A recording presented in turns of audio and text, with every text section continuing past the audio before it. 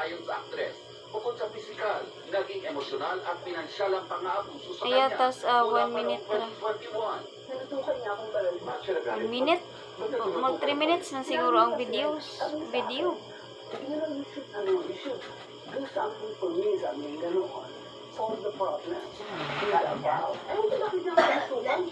Buti na lang ako po yun. Hindi akong tipong natatarantanda. Hindi ako ganoon.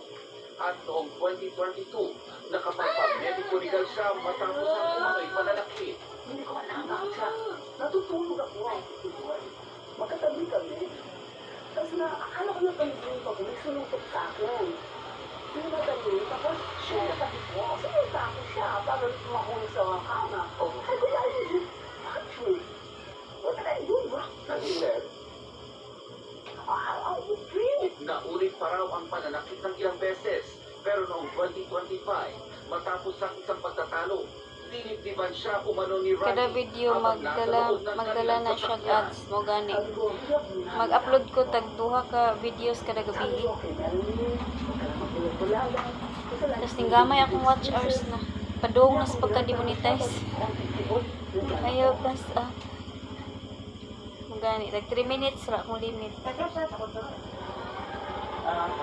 Pwede ba 1 minute sa video? Or 2 or 3?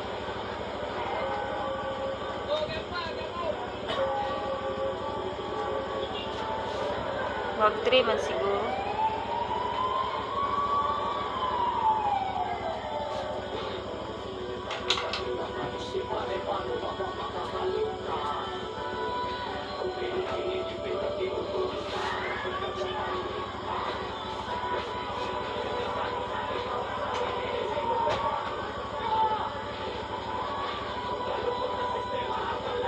Seconds, dili pwede seconds. Kaya maato siya sa shorts. Yung seconds.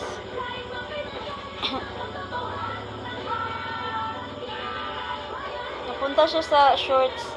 Yung seconds lang.